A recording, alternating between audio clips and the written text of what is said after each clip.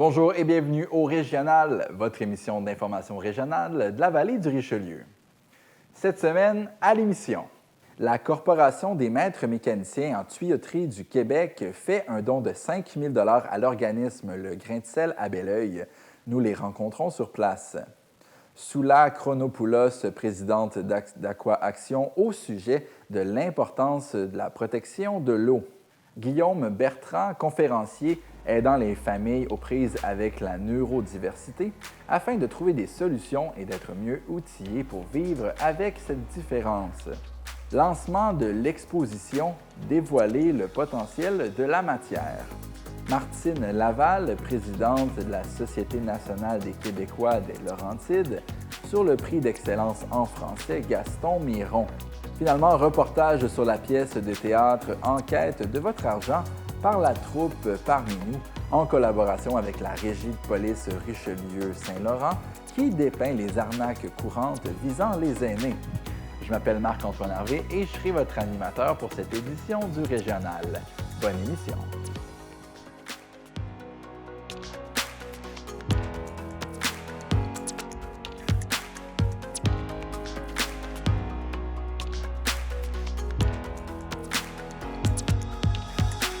Comme à chaque semaine, l'équipe de TVA9 vous propose un tour d'horizon de l'actualité dans la vallée du Richelieu.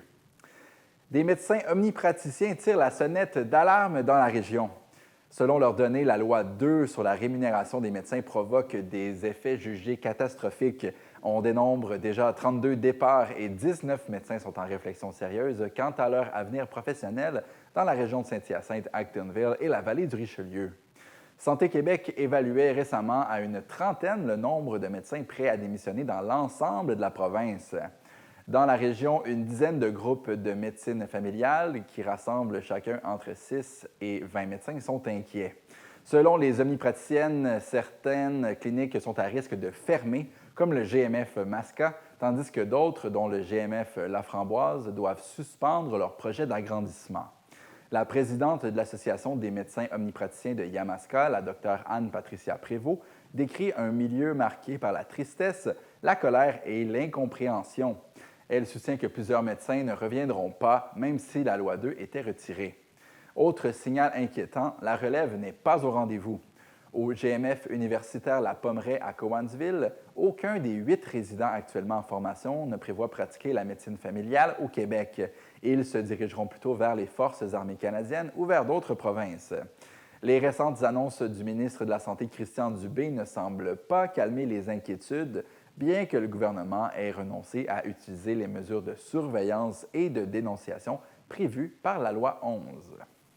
Malgré les nombreux outils de communication disponibles, plusieurs automobilistes continuent de laisser leurs véhicules dans la rue la nuit lors des opérations de déneigement.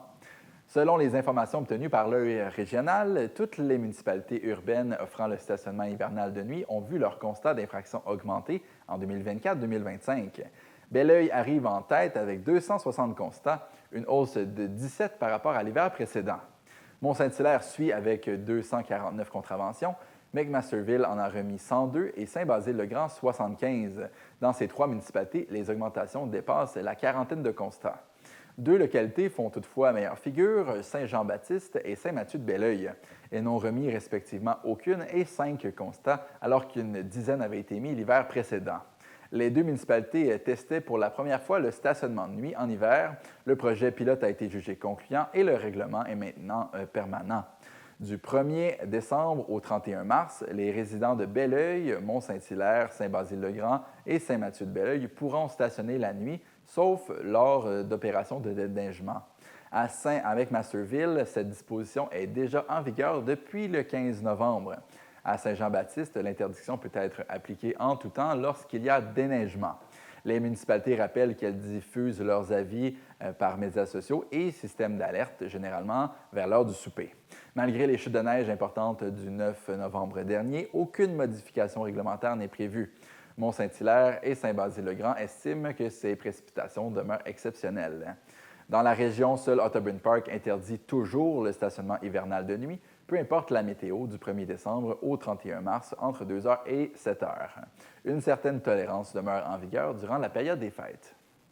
À Belleuil, plusieurs organismes communautaires ont manifesté le 18 novembre dernier pour dénoncer les compressions budgétaires imposées par le gouvernement Legault.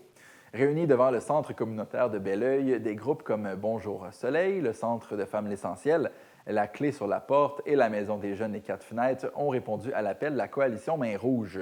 Ils affirment que le respect des droits de la personne et la réduction des inégalités passent par un filet social solide et un financement adéquat des services publics. Les manifestants réclament un financement à la mission pour les organismes communautaires, un meilleur accès au CPE, la protection des milieux humides et la fin de ce qu'ils appellent le saccage du filet social. Selon eux, le gel des subventions et les compressions dictées par le Conseil du Trésor fragilisent encore davantage les services destinés aux populations vulnérables. À l'échelle du Québec, 80 bannières ont été déployées dans 15 régions par des groupes sociaux, communautaires et syndicaux pour exiger un changement de cap. Les participants affirment que des solutions fiscales existent pour augmenter les revenus de l'État et répondre aux besoins de la population. Selon la coalition Main Rouge, les choix budgétaires actuels favorisent les plus riches et permettent de financer de grands projets privés, alors que la lutte contre la pauvreté demeure sous-financée. La nouvelle voie réservée sur l'autoroute 20 en direction est entre Sainte-Julie et Belleuil est maintenant en service. Les autobus, les taxis et les covoitureurs de 2 personnes et plus peuvent maintenant emprunter cette voie réservée longue de 13 km. L'annonce a été faite par le ministre de la Justice et député de Bordua, Simon-Jolin Barrette, accompagné de la députée de Verchères, Suzanne Roy, au nom du ministère des Transports et de la Mobilité durable. La voie débute peu après l'échangeur des autoroutes 20 et 30 et s'étend jusqu'à la rivière Richelieu. Elle est ouverte depuis le 7 novembre et restera accessible jusqu'à la reprise du chantier au printemps 2026. À ce moment, les travaux visant l'ajout d'une voie supplémentaire à droite de l'autoroute entre les sorties 102 et 105 nécessiteront une déviation temporaire vers la voie réservée. D'autres améliorations suivront, incluant le réaménagement des bretelles 112 et 113, ainsi que la reconfiguration des voies de circulation sur le pont Arthur-Branchot afin d'y aménager une 3e voie. L'ensemble des travaux doivent se poursuivre jusqu'en 2027. Simon-Jolin Barrette a rappelé qu'il s'agissait d'une promesse électorale, ajoutant que ces interventions visent à réduire les entrecroisements entre Sainte-Julie et Saint-Mathieu-de-Belleuil et à améliorer la mobilité durable dans la région. La Direction de santé publique de la Montérégie a réuni plus de 150 personnes au pôle culturel de Chambly dans le cadre de la 10e Grande Semaine des Tout-Petits. L'événement intitulé « La Montérégie unie vers les Tout-Petits » rassemblait des représentants des services de garde éducatifs et des partenaires régionaux et locaux, tous mobilisés autour d'un objectif commun, soutenir le développement des enfants de 0 à 5 ans. Sous le thème des étoiles plein les yeux, la journée a donné lieu à des échanges et des réflexions sur les approches centrées sur la famille, les effets des écrans et sur plusieurs projets porteurs élaborés dans la région. Les participants ont contribué à définir de nouvelles pistes d'action pour mieux accompagner les tout-petits dès les premières années de vie. Le directeur de la santé publique, le Dr David Martin-Milot, rappelle que la Montérégie comporte près de 91 000 enfants de 0 à 5 ans et qu'il est essentiel d'intervenir tôt, de manière concertée et en s'appuyant sur des pratiques reconnues. Sur le terrain, cet engagement se traduit par des initiatives concrètes, notamment un projet mené par la concertation régionale en petite enfance, Opération Colibri, qui vise à faciliter la transition vers l'école. Les tables de concertation locale multiplient aussi les actions, orientation des parents vers les bonnes ressources, ateliers parents-enfants et stratégies pour réduire la place des écrans. Voilà, c'était les nouvelles de la semaine dans la vallée du Richelieu.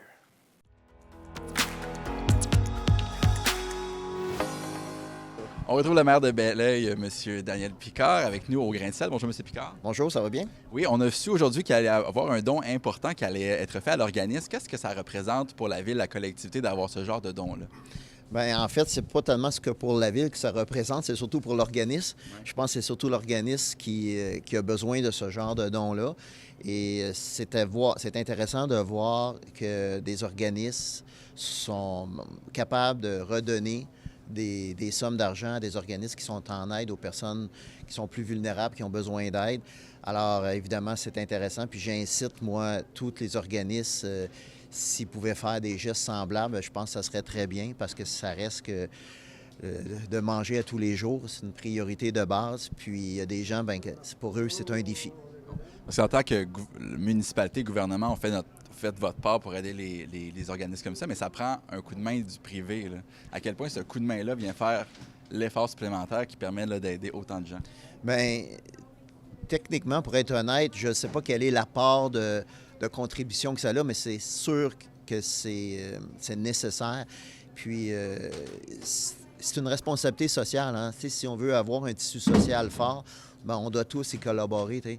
Alors, c'est pas seulement aux organismes municipaux à aider. On fait notre part, puis on peut peut-être en faire plus, mais on a besoin des dons qui viennent des organisations privées pour aider ce genre d'organisme-là. Vous allez faire votre part aussi dans les prochaines semaines qui arrivent. Il va y avoir la guignolée. Oui. Vous allez participer. Quels sont vos objectifs avec ça? Comment ça va se passer?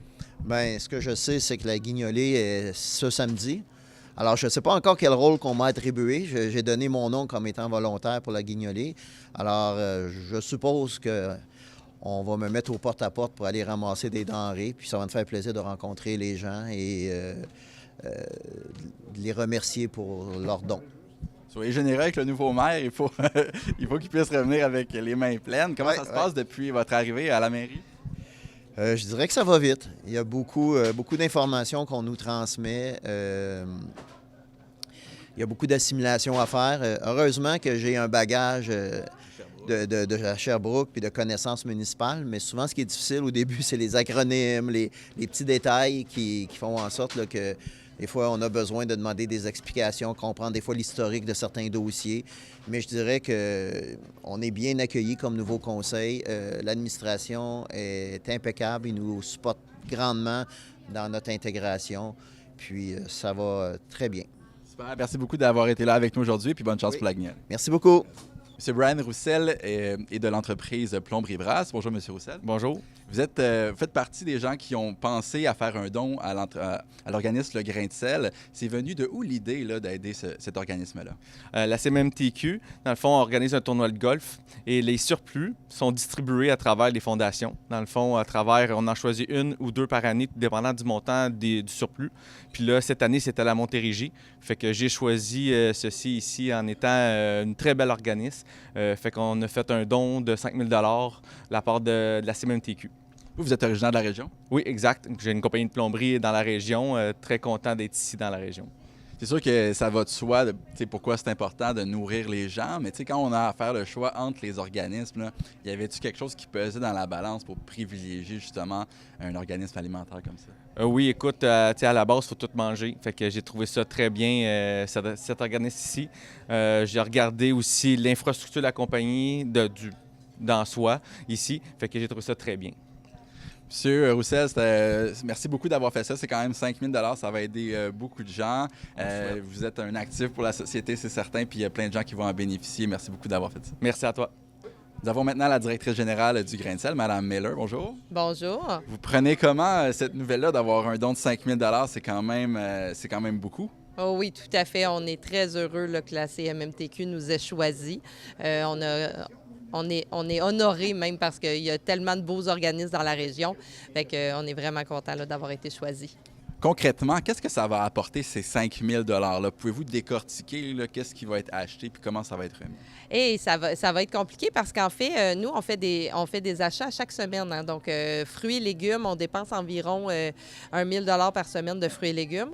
Donc, je vous dirais qu'on va être bon pour se rendre jusqu'à Noël là, avec l'achat de fruits et légumes. Là. Bien, justement, le timing était assez bon. Hein? On est dans la période où vous avez le plus besoin d'aide. Pouvez-vous nous expliquer aussi dans les prochaines semaines les efforts qui vont être faits là, pour combler l'offre alimentaire de la région? Oui, tout à fait. Bien, en fait, on va commencer dès en fin de semaine avec le porte-à-porte. Donc, en fin de semaine, samedi, on fait la guignolée à Belleuil. Et dimanche, on va faire la guignolée à McMasterville et à Saint-Mathieu-de-Belleuil. Donc, on va avoir des gens qui vont parcourir les rues là, pour aller récupérer des denrées. Et on a aussi jeudi prochain, le 4 décembre, on va être sur les routes pour récolter de l'argent cette fois-ci là, pour la guignolée des médias. Pour les gens qui auraient besoin d'aide, qui nous écoutent, comment ça fonctionne pour profiter là, de cette offre-là alimentaire? Oui. Donc, en fait, les gens qui sont dans le besoin doivent tout simplement téléphoner ici au Grain de sel ou nous trouver sur les réseaux sociaux aussi. Là, on est très présents. Donc, puis faire la demande, là, tout simplement. Puis c'est sûr on est très ouvert là. C'est certain que vous avez beaucoup de familles, justement, dans cette période-là où c'est la générosité, là, c'est nécessaire. C'est un temps de célébration, mais il y en a qui ont besoin vraiment d'un petit coup de main. Vous faites une grande différence dans votre collectivité. Merci beaucoup de faire ce que vous faites, puis d'inspirer les gens autour de vous à faire de même. Bien, merci beaucoup, puis merci à tous ceux qui vont donner. Là, c'est très, très apprécié. Monsieur Steve Boulanger est président de la CMMTQ. Bonjour. Bonjour. Je vous dirais que je suis plus directeur général de la CMMTQ parce que notre président est élu, tout comme M. Roussel, à qui vous avez parlé tantôt. OK. Donc, vous occupez plus du volet administratif, c'est ça? Tout à fait, okay. Exactement. Expliquez-nous l'acronyme, le CMMTQ, c'est quoi? C'est vrai que c'est méconnu. Vous avez une excellente question. Alors, ça veut dire Corporation des maîtres mécaniciens en tuyauterie du Québec. Alors, pour être plus précis, on connaît les entreprises de construction. Alors, toutes les entreprises de construction qui font des travaux dans le domaine de la plomberie et du chauffage, gaz naturel, chauffage hydronique, air chaud, ce sont des entreprises qui doivent détenir une licence d'entrepreneur et être membres de la Corporation des maîtres mécaniciens en tuyauterie du Québec. Okay. Donc, c'est obligatoire d'être membre chez vous lorsqu'on pratique ça? Exactement. Pour la protection du public, il faut chercher le logo, là, CMMTQ, et l'acronyme que l'on voit sur la plupart des camions pour identifier des entrepreneurs qui sont encadrés, qui sont qualifiés, qui ont les bonnes qualifications pour exécuter le travail chez le public. Et ça représente environ 3000 entreprises au Québec. Quand même. Expliquez-nous le volet social que vous avez justement en donnant de l'argent comme ça à des organismes. Là. Pourquoi c'était important pour vous? De où ça vient? Puis à quel point ça vous tient à cœur? Bien, ça nous tient vraiment à cœur. C'est une initiative qui part du conseil d'administration en disant il y a des tournois de golf annuels que l'on tient. Puis on s'est dit, une année, on a fait des surplus. Puis on a dit, bien, on devrait... tu sais, les entreprises qui y participent, c'est des entreprises qui sont capables de donner. Donc, ce qu'on récolte, on veut le redonner à la communauté. Puis le mot d'ordre, c'était de trouver des organisations dans lesquelles on pouvait faire une différence. Alors, j'ai dit tantôt que toutes les organisations, tous les organismes caritatifs sont importants, mais il y en a qui ont davantage de visibilité et de moyens. Alors nous, on tente de trouver, à travers le Québec, parce qu'on a des administrateurs régionaux, alors on fait le tour de différentes régions du Québec. Cette année, c'est au tour de la Montérégie et de la Côte-Nord, de trouver des organismes locaux qui font la différence. Donc, ça nous tient vraiment à cœur de faire une différence si on peut le faire par un don. Bien, ça, c'est certain. Puis le timing est bon, comme ça, juste avant Noël. Je suis certain que ça va pouvoir aider beaucoup de gens dans le besoin, puis à nourrir leur famille, puis il y a des gens dans la région qui vont en bénéficier, c'est certain. Oui, et puis de venir ici, en tout cas pour moi-même, puis je pense que c'est la même chose pour Brian avec Mme Miller puis son équipe, on voit les gens qui sont impliqués, puis des gens qui ont l'air heureux d'être ici et de mettre la main à la pâte. Puis ça, bien, comme regard, non pas pour nous-mêmes, la CMMTQ, mais comme regard de société, je trouve ça intéressant. Non, c'est sûr que ça fait du bien de donner. Monsieur Boulanger, merci beaucoup d'avoir fait ça, puis je vous souhaite un bon temps des fêtes.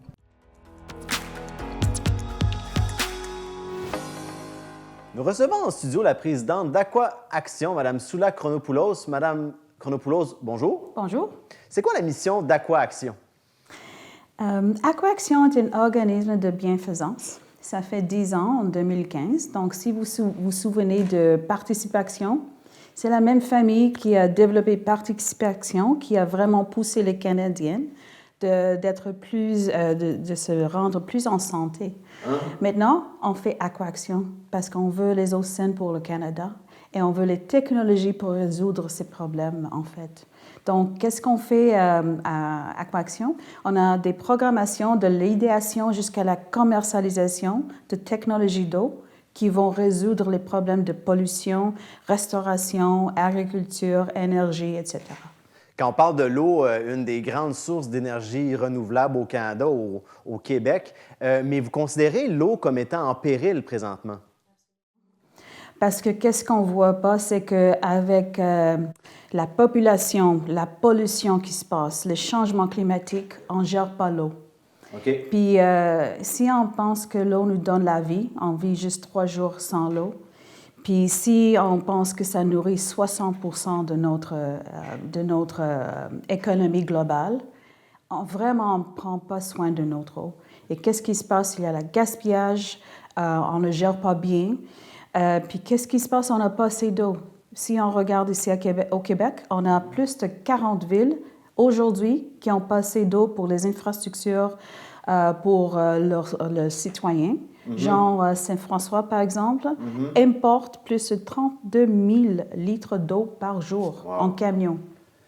Donc, en tant que citoyen, on trouve ça important de ne pas gaspiller l'eau, mais ce serait aux industries d'en faire plus. Oui, absolument, parce que si on pense, par exemple, à l'industrie de l'agriculture, donc pour faire la production, on a besoin de 70 de nos eaux potables. OK.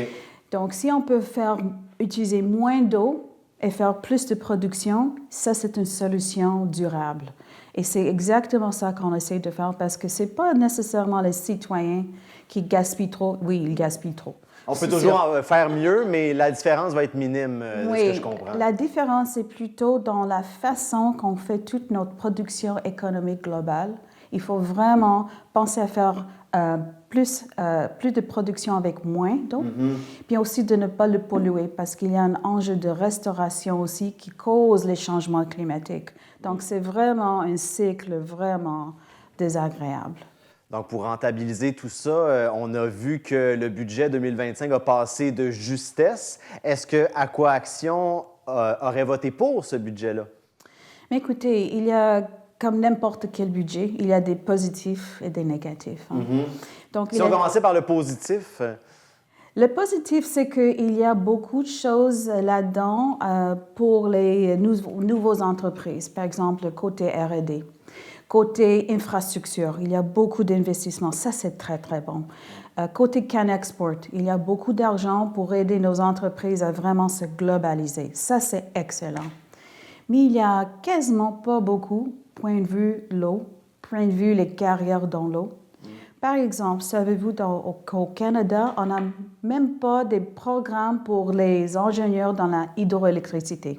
Alors qu'on sait que c'est une source d'énergie qu'on se vante d'être un des meilleurs au monde. Exactement. Mais on n'a pas vraiment le système d'éducation ne suit pas. Donc, il y a une chose là. Il y a une autre chose côté les investissements. Par exemple, le gouvernement nous a promis un 100 millions Water Tax Security Fund pour vraiment aider ces technologies à rester au Canada et à se développer au Canada. On ne l'a pas vu dans le budget. Okay. On a vu M. McGuinty, le ministre de la Défense, oui. Ça fait quelques semaines, qui a quasiment dit que la sécurité nationale et la sécurité hydrique et la sécurité nationale. C'est la première fois qu'on a entendu ça. Okay. Mais on n'a pas vu trop dans le budget de ce côté. Parce qu'il y avait aussi une promesse que l'eau va devenir un atout de sécurité nationale. Oui, parce qu'on parle de technologie hydrique à double usage qui pourrait aider autant aux civils qu'aux militaires. Ça, est-ce que vous pouvez nous en dire plus sur ça? Exactement. Donc, on parle d'une économie avec les technologies d'eau qui a cette possibilité d'être utilisée dans le côté militaire et dans le côté public. Okay. Donc là, il y a une autre opportunité que le ministre de la Défense a parlé de ça, en fait, que ça va aller vers nos obligations de l'OTAN. Okay. Donc là, on n'a pas juste une possibilité de développer une future plus durable économiquement, mais aussi de faire quelque chose plutôt avec la défense de notre pays. Donc là, on voulait voir plus dans le budget. On ne l'a pas vu, mais écoute, on est là toujours. On sait c'est quoi les promesses. Et je pense pour le Canada, ça va être bon si on peut les voir matérialiser. Tout ce qui a été promis, oui. Exactement.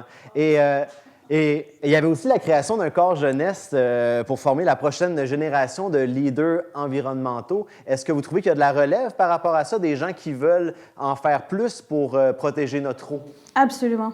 Oui. Chez nous, nous sommes une OBNL. Je n'ai pas assez de mains d'aider le monde qui veut faire quelque chose. Parce que qu'est-ce qu'on voit dans cette génération de jeunes? Il y a beaucoup d'éco-anxiété. Ils ne savent pas quoi faire. Mais maintenant... Mais ils sont inquiets. Ils sont très inquiets. Ouais. Mais on leur donne une opportunité de faire les technologies d'eau, de trouver des innovations, de vraiment faire quelque chose. Là, je pense ça, je le salue Parce que dans le budget, aider les jeunes à rentrer, à faire quelque chose, à faire des actions, c'est merveilleux. Donc on peut être inquiet, mais il reste encore de l'espoir. On peut encore faire, mais il faut se mettre à l'action rapidement, plutôt que tard. Absolument. Donc Mme Soula Chronopoulos, présidente d'AquaAction, merci beaucoup d'avoir été avec nous aujourd'hui. Merci beaucoup.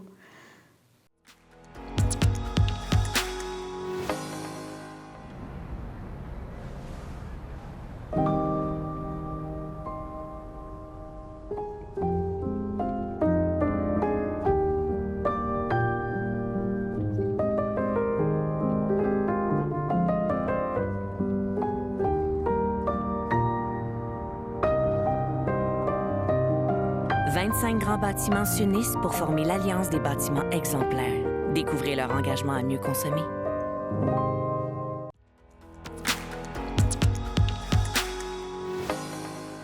Je suis accompagnée de Guillaume Bertrand.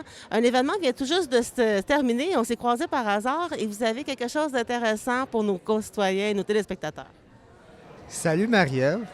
De prime abord, j'aimerais dire aux gens à la maison que nous connaissons grâce à TVR9. Nous sommes collègues, recherchistes. C'est pourquoi le tutoiement dans l'épisode. Et aujourd'hui, on n'est pas ici pour parler du métier de recherchiste, même si on aurait long à dire, mais plutôt du métier de conférencier, ce que vous faites régulièrement durant l'année. Oui, absolument. Donc, en raison d'une dizaine de fois par année. C'est un mauvais calcul parce que des fois c'est plus, des fois c'est moins. Par contre, je suis en général pionnier de mes démarches. Puis, je demande aux gens s'ils sont intéressés par une conférence en lien avec la neurodiversité ou plus précisément, FEU, syndrome d'Asperger pour mon cas. Oui, et c'est une conférence où les gens peuvent en apprendre davantage sur toute la neurodiversité en général, mais aussi sur la façon dont vous vivez avec.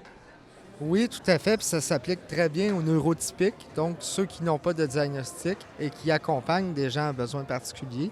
Ils peuvent s'y retrouver grâce à des trucs positifs, des façons de faire un peu différentes, mais qui inspirent beaucoup de gens. Quel est le conseil que vous donnez le plus régulièrement lors de vos conférences ou des questions qui vous reviennent plus souvent que d'autres?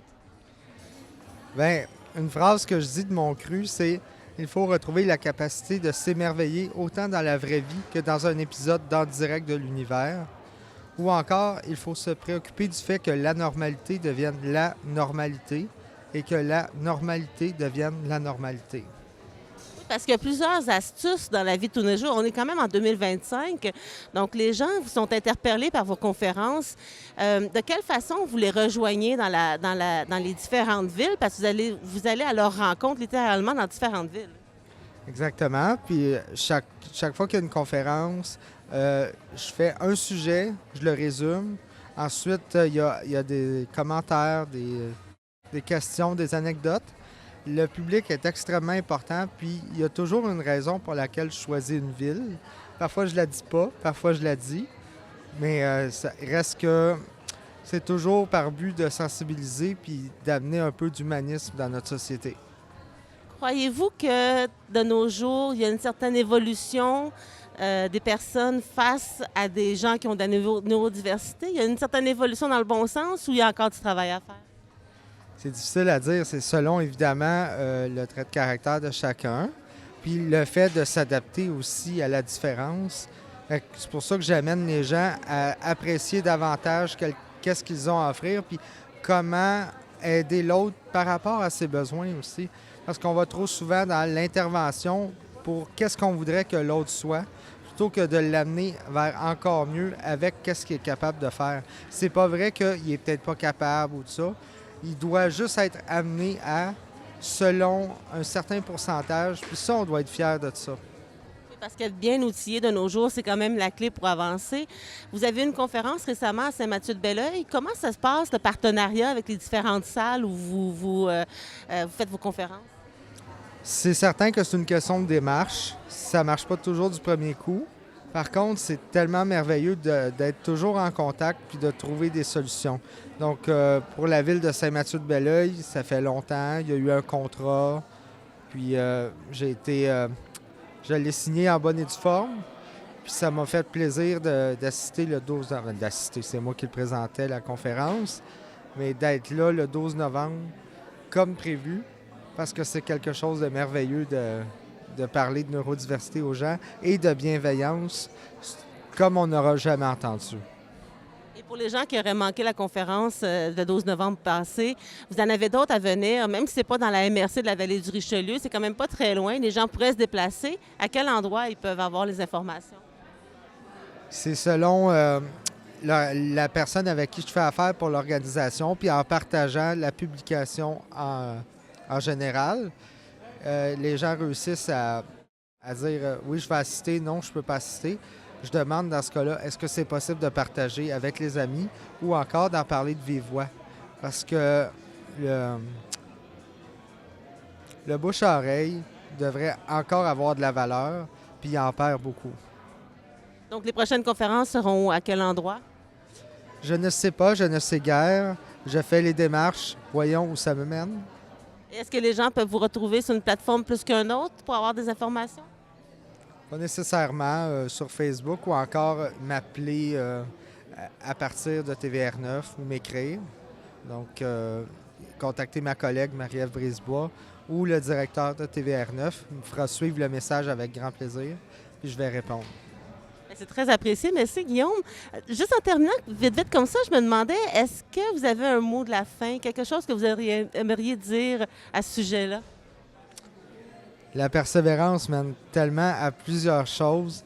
C'est tellement bon d'arriver à parler de vive voix pour expliquer ou de faire une demande par rapport à un projet. C'est extrêmement important. Ou encore se présenter sur place puis voir qu'est-ce qui est possible. L'univers des possibles, c'est fantastique. Ça fonctionne pour les conférences ou pour faire du bénévolat à TVR9 comme recherchiste. Exactement. Puis on est dans un événement de la Fondation Jordi Bonnet.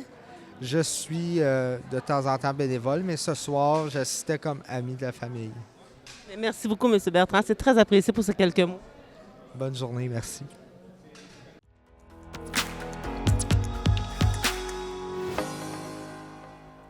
Je suis présentement avec Madame Lebel, artiste aujourd'hui qui présente son œuvre au Musée des Beaux-Arts.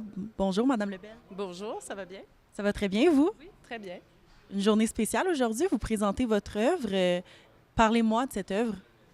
C'est une œuvre qui s'appelle Éloge de la contrainte. Je l'ai appelée comme ça à cause des contraintes que je lui ai données, mais c'est d'abord un hommage à cette matière-là parce que c'est une matière que j'utilise depuis quand même plusieurs années maintenant. C'est une matière qu'on trouve un peu partout, à l'intérieur des portes, à l'intérieur des tablettes, à l'intérieur de boîtes, de good food et tout ça. Et c'est une matière qui est riche et qui retourne facilement à sa nature première, comme là, ça ressemble presque à du bois. Donc, voilà. Fait que éloge de la contrainte. J'ai été contrainte de prendre une matière qui était aussi récupérée et je l'ai magnifiée jusqu'à ce qu'elle me parle vraiment. Aujourd'hui, cette exposition-là, c'est un peu aussi pour changer la perception des gens sur les rebuts, sur ce qu'on jette, pour conscientiser. Quel message vous aimeriez envoyer aux gens par votre œuvre? Bien, entre autres que de la matière, c'est pas parce qu'on la met dans le bac à recyclage et qu'elle s'en va, qu'elle disparaît. Et c'est pas parce nous, on n'en a plus besoin que cette matière-là n'a plus de valeur. En fait, de la matière, ça a de la valeur jusqu'à la fin. Et tant qu'elle existe, on peut la transformer, on peut en faire autre chose. Donc, c'est d'ouvrir les consciences à ça parce que la plupart des gens, moi la première, on fait le ménage chez nous, on fait sortir ça, c'est disparu, mais en fait, on vit dans une abondance incroyable. Et puis, si on s'en sert bien, on est capable de s'auto-générer de la matière pratiquement jusqu'à la fin des temps, là, juste en recyclant ce qu'on utilise déjà. Parce que dans le fond, les déchets des uns, c'est un peu les matériaux pour créer de l'art des autres. Vous, quel était votre processus créatif? Vous avez commencé à aller à l'éco-centre de Mont-Saint-Hilaire. C'était quoi votre expérience? Ah, c'était formidable. On était comme des enfants, là. On était une dizaine de sculpteurs ensemble. Et des sculpteurs, si on ouvre la porte comme ça de des bacs de recyclage à l'infini, on était vraiment heureux comme des enfants dans un magasin de jouets, là. Donc, c'était formidable. On a pu tous trouver chacun des matières qui nous ressemblaient vraiment. Puis on a tous été capables de faire quelque chose avec ça. C'était vraiment une super journée. Puis en fait, moi, ça m'a apporté toute la réflexion que c'est quelque chose qui devrait exister pour les artistes, mais peut-être pour d'autres gens aussi. Là, on voit dans cette expo-là, il y a des frigos, il y a toutes sortes de choses qui peuvent aller dans l'échange entre les citoyens. Il y a sûrement des façons de faire pour être capable de redistribuer la matière comme ça, pour continuer de la faire vivre plutôt que de juste la faire disparaître. Donc, ce serait ça votre message que vous aimeriez envoyer aux visiteurs qui vont venir visiter toutes ces œuvres? Bien, je pense qu'ils vont l'exposition respire ça. Il y a tellement de richesse dans ce qu'on voit. On dirait pas que c'est des cochonneries, là. C'est loin, on est loin de la cochonnerie. On est vraiment dans quelque chose de beau, quelque chose de riche. De frappant, c'est ça. Merci beaucoup, Madame Lebel. J'ai la chance d'être avec Émilie Perrault, journaliste et aujourd'hui animatrice de l'événement. Bonjour, Madame Perrault. Bonjour. Donc, pourquoi c'était important pour vous aujourd'hui de vous impliquer dans cet événement? Bien, d'abord, je trouve l'idée de l'exposition très originale, de voir que ça part aussi de la MRC qui cherche une façon de parler à ses citoyens, de les conscientiser puis d'utiliser l'art pour le faire. Déjà, ça me parle beaucoup. Puis ensuite, le fait d'animer cette présentation-là avant que les gens se rendent à l'exposition, moi, j'aime beaucoup cette idée-là. Je pense qu'il faut accompagner les gens. C'est pas tout le monde qui a l'habitude d'aller voir une exposition d'art visuel. Puis des fois, ça peut être un peu rebutant. Il y a des gens, des fois, qui disent « Ah, ça me touche pas, je comprends pas. » Puis là, je me dis, bien, tu sais, en prenant 1 heure avant la visite pour vraiment expliquer des concepts, parler, par exemple, avec un Simon Paré-Poupard et tout ça. Bien, je me dis, ça prépare les gens à y aller, mais ultimement, moi, mon message, c'est juste de dire, il faut se calmer les nerfs, là, tu sais. Je veux dire, allez-y, puis vous allez ressentir ce que vous avez à ressentir. Il ne faut pas penser qu'il y a quelque chose de précis à comprendre, mais je trouve ça bien quand même de prendre le temps d'accompagner les gens. C'est aussi un beau message de montrer que l'art, c'est n'importe quoi. Oui. Ça part de rien et ça peut devenir une beauté extrême. Et ça, je pense que c'est très important, non seulement pour vous, mais aussi pour les artistes de le démontrer ce soir. Bien oui, puis les artistes, d'ailleurs, qui sont dans cette exposition-là, moi, il y a plein de citations. Là, j'ai pris des photos parce que je me disais, il faut que je revienne là-dessus dans la discussion tout à l'heure parce qu'il y a vraiment des messages qui sont puissants. Puis pour eux, là, c'est ça, c'est que notre rapport à la matière... Quand on jette quelque chose, nous, on a décidé que cet objet-là était plus bon. Mais dans les faits, la matière est exactement la même. Elle est encore bonne. Elle peut encore servir à quelque chose. Et là, c'est là où je trouve que d'avoir des artistes qui voient les choses différemment, qui pensent en dehors de la boîte, bien là, ça nous permet justement d'amener plus loin cette réflexion-là. Donc, c'est une belle façon aussi de valoriser, je trouve, la place des artistes dans notre société. Merci beaucoup, Madame Perrault. Donc, je suis présentement avec Madame Brochu, conseillère en développement culturel à la MRC-VR. Bonjour, Madame Brochu. Bonjour. Pourquoi c'est important aujourd'hui pour la MRC-VR de tenir un événement comme ça? Bien, l'environnement, ça touche tout le monde. On a juste une planète, il faut en prendre soin. Oui, c'est pour ça que c'était important pour la MRC de porter un projet qui allait parler de gestion de matières résiduelles à travers l'art. C'est une autre façon d'aborder ce sujet. Donc, on trouve que c'est un moyen de sensibiliser la population d'une façon différente. Comment ce projet s'inscrit dans la mission culturelle et environnementale de la MRC-VR? On a réalisé ce projet-là parce qu'on voulait valoriser la matière. Tu sais, les objets, ils viennent de quelque part, donc ils sont faits à partir d'une ressource. Et là, quand on les dispose, c'est encore une ressource. Si on les dispose de la bonne façon, on va pouvoir les réutiliser, les faire vivre encore longtemps. Ils ont une vie utile, finalement. Mais si on les dispose de la mauvaise façon, bien, c'est perdu à tout jamais. Ce que vous me dites, c'était aussi une manière de conscientiser les citoyens à la matière qu'ils jettent. C'est tout à fait une façon de conscientiser les citoyens à travers l'art, parce que je pense qu'on peut peut-être parler de sujets plus complexes avec un autre regard, un nouveau souffle qui n'est pas moralisateur. Et je pense que ça va justement démontrer aux gens le potentiel de la matière, de qu'est-ce qui peut être fait. Donc, c'est une façon de passer des messages environnementaux, d'informer les gens sur le béton, comment ça se recycle, des choses comme ça, mais également à travers le regard des artistes qui l'utilisent comme médium pour partager des messages eux aussi. Donc, ça fait un tout qui est très cohérent pour le sujet qui nous préoccupe, soit l'environnement. Merci beaucoup, Madame Brochu. Merci.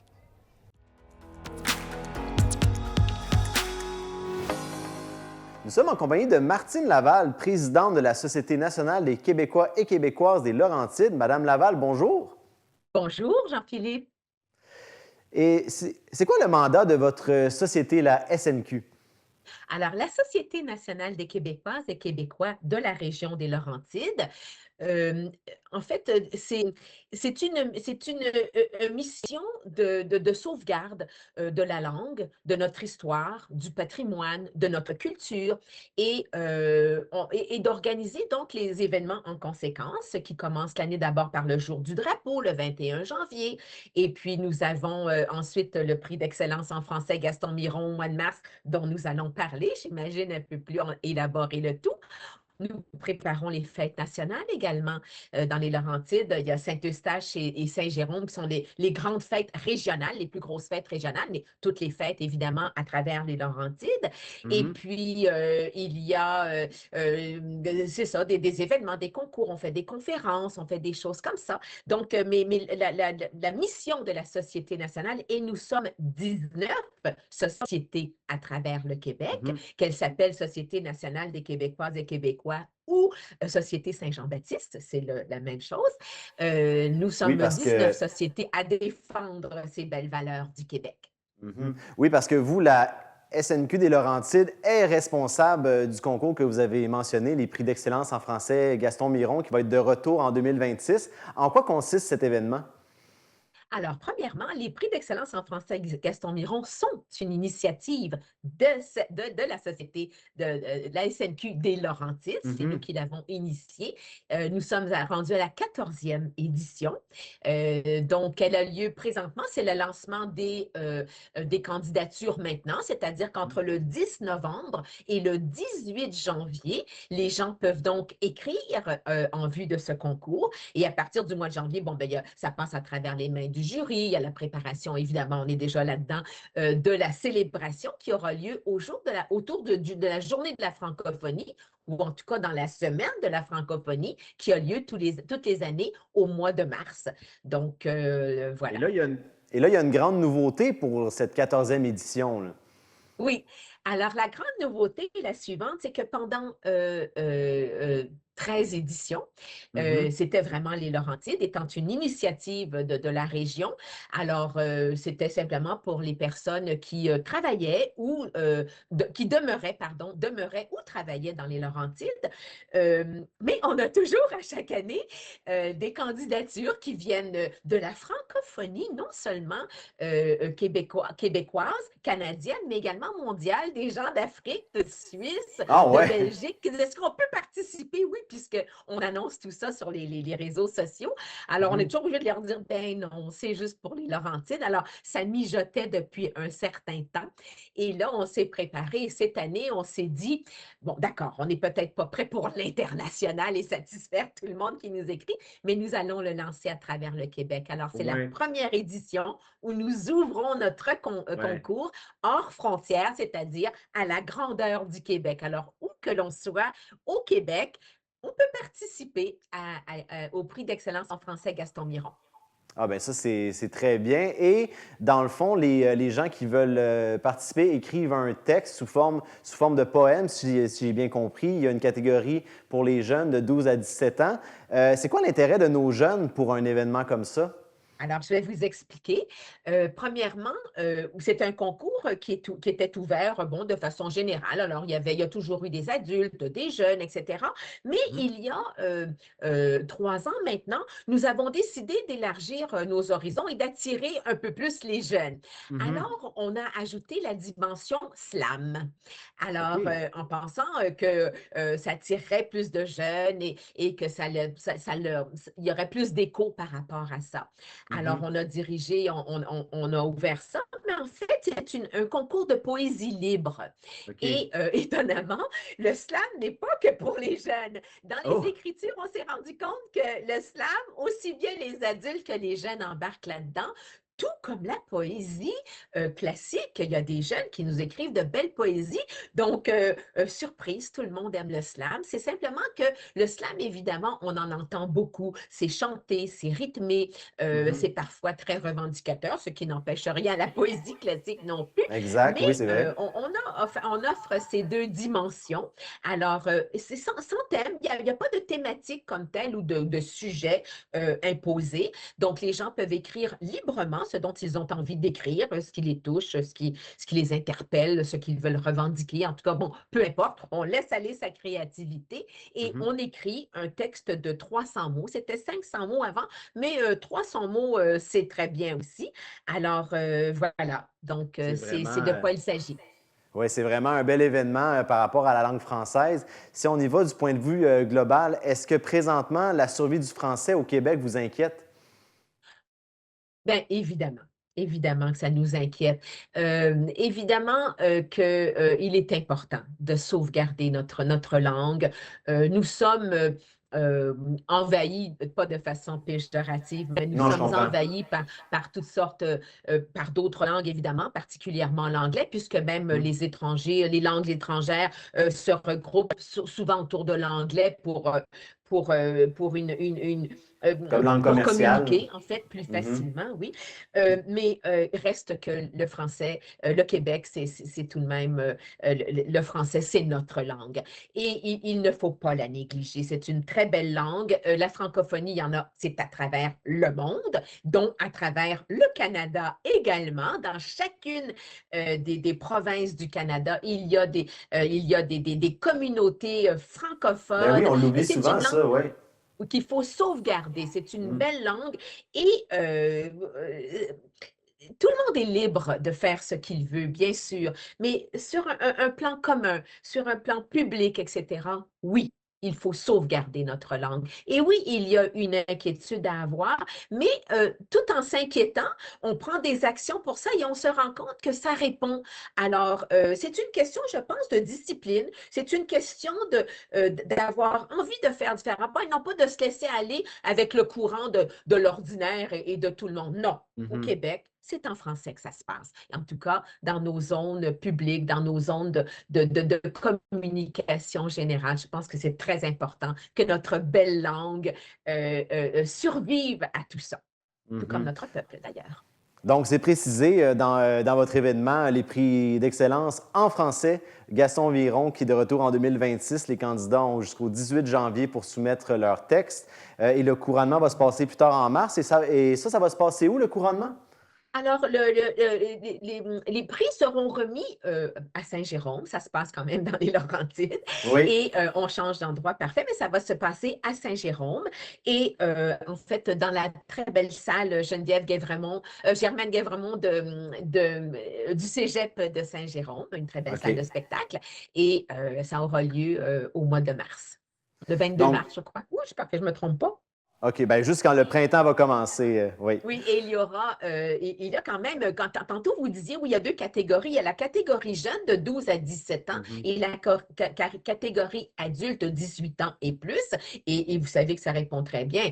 Si on a mis 12 ans, c'est qu'on a déjà eu des participations de 12 ans et c'est déjà allé jusqu'à 92 ans. Oh, alors, wow, OK, fait que c'est vraiment... Ah oui, absolument. OK, fait que c'est vraiment une énorme braquette. Tous les détails sont disponibles sur le site de la SNQ Laurentide. Madame Martine Laval, présidente de la Société nationale des Québécois et Québécoises, merci beaucoup d'être venue nous parler aujourd'hui et on vous souhaite les plus beaux poèmes pour votre événement. Bien, je vous remercie infiniment et avis à tout le monde et au public, libérez votre envie d'écriture, ça fait tellement de bien et c'est un beau partage en plus. Alors, merci beaucoup pour l'invitation et au plaisir. Le Québec à vos plumes. Merci beaucoup. Au revoir.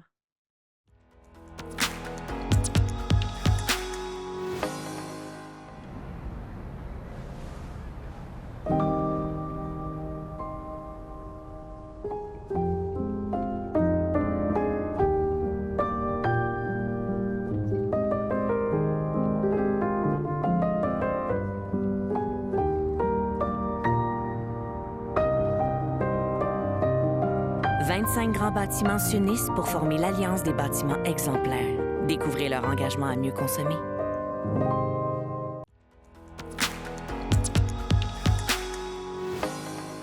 Monsieur Graveline, vous êtes de la MRC Vallée du Richelieu. Quel est votre rôle exactement? Je suis agent de développement vie communautaire. Et en parlant de vie communautaire, vous êtes ici en lien avec ça. Oui, en fait, je suis membre de la table de concertation des aînés de la Vallée des Patriotes. Puis aujourd'hui, on organise un événement là, pour les aînés dans le cadre de la démarche Municipalité Amis des aînés que la MRC pilote avec d'autres municipalités du territoire. Comment s'est passée la préparation avant l'événement? Bien, en fait, on a eu l'invitation de la Régie de la police, en fait, de faire un partenariat avec le Théâtre parmi nous, qui avait déjà mis cette pièce en scène-là pour, en fait, d'autres tables de concertation du territoire. Donc, on a accepté l'invitation et avec la table de concertation, on s'est regroupé pour organiser tout ça. Parce que la MRC s'implique naturellement dans plusieurs projets. Est-ce que c'était la première fois qu'une pièce de théâtre comme ça, on vous rejoignait pour monter une pièce de théâtre? Oui, de mon côté, oui. Historiquement, la MRC fait un peu de tout. Donc, au niveau culturel, il y a beaucoup de choses qui se font. Mais au niveau des aînés, oui, c'est la première fois qu'on a cette opportunité-là de contribuer. Et vous parliez de municipalité Amis des aînés. C'est un très bel exemple de trucs qui peuvent être faits par les municipalités. Qu'est-ce que ça englobe, municipalité Amis des aînés, autrement qu'une pièce de théâtre? En fait, le programme des municipalités Amis des aînés, en fait, l'idée, c'est de mettre en place des actions qui vont favoriser le bien-être des personnes aînées et faire en sorte que c'est ça, qu'il y ait une meilleure qualité de vie au niveau là, du territoire. Plusieurs municipalités ont aussi leur propre reconnaissance MADA, en fait, qu'on appelle, et eux aussi font des actions. Donc, on essaie tout le monde de collaborer ensemble pour le bien-être des aînés de notre territoire. Est-ce que vous attendiez à une aussi belle réponse? On entend les gens autour, on voit les gens qui sont présents aujourd'hui. Oui, en fait, on est content. On savait que c'est quand même un sujet qui est très important, qui est très d'actualité. Donc, c'est ça, on est content qu'il y ait autant de personnes parce que c'est ça, je pense que c'est important que les aînés s'informent puis développent des réflexes là, pour faire attention, là, pour ne pas se faire prendre par des fraudeurs. Et on vous laisse retourner à vos convives. Merci beaucoup pour ces quelques mots. Merci beaucoup. Bonne journée. Nous sommes aujourd'hui à l'école Paul Libelle pour la présentation d'une pièce de théâtre. Mesdames, quelle est votre implication dans cette pièce de théâtre? Oui, bien moi, c'est Léa. En fait, je travaille à la Maison de la famille de la Vallée du Richelieu, qui est située à Belleuil. Donc, je suis la coordonnatrice du service pour les aînés et les proches aidants. Donc, je fais partie de la table de concertation des aînés. Donc, d'où mon implication là, à l'événement d'aujourd'hui. Bonjour, moi c'est Véronique Goulet, je suis organisatrice communautaire au 6 Montérégie-Est. Donc, j'accompagne dans le fond la table de concertation des aînés de la Vallée des Patriotes. C'est de là, dans le fond, là, que j'ai participé à ce bel événement là, de la pièce de théâtre d'aujourd'hui. Comment vous est venue l'idée? Qui a eu la première idée de monter une pièce? Parce que c'est assez original de faire une pièce de théâtre pour aller rejoindre les aînés. Et on voit que la réponse est très positive. Comment est partie l'idée, en fait? En fait, ça vient d'Éric Bouliane, là, qui est sergent là, à la régie de police là, Richelieu-Yamaska. Donc, c'est vraiment lui qui est arrivé à la table de concertation avec cette super idée. Ça avait déjà été présenté là, à Sorel, je crois. Saint-Jean-sur-Richelieu, excusez-moi. Pas juste n'importe quoi. Donc, voilà. Fait qu'en fait, c'était ça l'idée. Là. Il nous a apporté l'idée, puis on a trouvé ça génial. Donc, on a voulu, nous aussi, avec la table, là, faire l'événement, mais pour la vallée là, des Patriotes. Et le CLSC était déjà impliqué pour tout ce qui est les aînés, la protection des aînés? Oui, exactement. Puis la table de concertation des Patriotes, ça englobe, dans le fond, plusieurs partenaires sur le territoire. On a autant des agents socio-communautaires, on a les municipalités, les organismes communautaires, le réseau de la santé. Donc, on se regroupe quelques fois par année pour voir un peu les enjeux et les besoins des aînés sur notre territoire. Puis on essaie de faire des projets en collaboration pour améliorer les conditions de vie des aînés sur le territoire. Comment a été la préparation de cette pièce de théâtre? Si vous avez des collaborateurs, est-ce que ça s'est bien passé? Oui, ça a bien été. L'enjeu était de trouver la salle. Donc, dans la vallée, c'était difficile d'avoir un auditorium aussi grand là, pour accueillir autant de personnes. Mais la polyvalente a été super généreux là, puis nous a accueillis ici. On a aussi d'autres partenaires là, comme Desjardins, puis la MRC aussi qui a contribué financièrement pour l'événement. Oui, puis on a utilisé la plateforme Zephy pour les réservations de billets. Ça a été super efficace. Là. On est vraiment contents de la tournée. On a eu la collaboration de toutes les municipalités, de plusieurs... Dans le fond, tout le monde a mis la main à la pâte là, pour présenter puis pour qu'il y ait le plus de gens possible là, qui soient au courant qu'il y a une pièce de théâtre aujourd'hui. toute une équipe derrière la réalisation de la pièce de théâtre pour rejoindre les citoyens. Est-ce que vous diriez que la situation des aînés s'améliore avec les programmes de municipalité Amis des aînés ou il y a encore du travail à faire? Bien, c'est sûr qu'il y aura toujours du travail à faire. Je pense c'est le nerf de la guerre. On n'a pas fini de se battre là, pour les droits de nos aînés, mais je pense qu'il y a quand même là, une belle volonté puis des beaux projets là, qui sont mis en place là, justement pour aider là, les aînés de notre communauté. Puis bien, la pièce de théâtre est en partie là, une des choses là, qu'on a mis en place là, pour justement faire sensibiliser les aînés à la maltraitance et aux fraudes. Là. C'est un enjeu qui est très prenant. Là, donc, voilà. Et les policiers sont toujours là pour prévenir et évidemment protéger les personnes plus vulnérables, dont les aînés. Le CLSC a aussi des programmes. En terminant, est-ce que vous pourriez nous dire un peu comment les aînés peuvent vous rejoindre et comment ils peuvent avoir accès à ces services-là? Oui, bien, dans le fond, il y a l'accueil psychosocial qui est accessible là, par téléphone. Ou sinon, il y a toujours au niveau du soutien à domicile qui peuvent contacter l'accueil. Dans le fond, c'est le guichet d'accès au soutien à domicile. Donc, ils peuvent être accueillis et il y aura une évaluation qui sera faite par la suite pour voir de quel service il y aurait besoin, puis ça serait quoi les besoins de la population, des personnes concernées. Et pour votre part, j'imagine que vous encouragez les aînés aussi à rejoindre les organismes de la région. Oui, évidemment. Puis bien, vous pouvez toujours cogner à la porte de la Maison de la famille. Là, on est ouvert là, lundi au vendredi pour les aînés, les proches aidants, mais aussi pour les familles. Donc, on a plusieurs services là, de répit notamment là, pour les proches aidants. Puis il y a d'autres organismes aussi qui œuvrent, pardonnez-moi, pour le bien là, des aînés. Donc, vous pouvez aller jeter un petit coup d'œil là, à nos bottins d'information. C'est accessible facilement, même au CLSC. Là, si vous appelez l'accueil psychosocial, ils vont pouvoir vous référer là, à l'organisme de la région qui peut répondre à vos besoins. Il y a aussi en ligne Info s'il vous plaît, que vous avez un répertoire dans le fond de toutes les ressources qui existent sur le territoire. Donc ça peut être une bonne tribune là, avec l'ensemble des organismes, la description et les numéros de téléphone à contacter. Évidemment, la CDC qui est derrière aussi. Exactement. La CDC, c'est la Corporation de développement communautaire qui est derrière aussi, qui dans le fond, c'est un regroupement des organismes communautaires sur le territoire. Je crois que votre événement va commencer. Je vous laisse aller profiter de tout ça. Merci beaucoup pour l'entrevue. Merci. Bonne journée.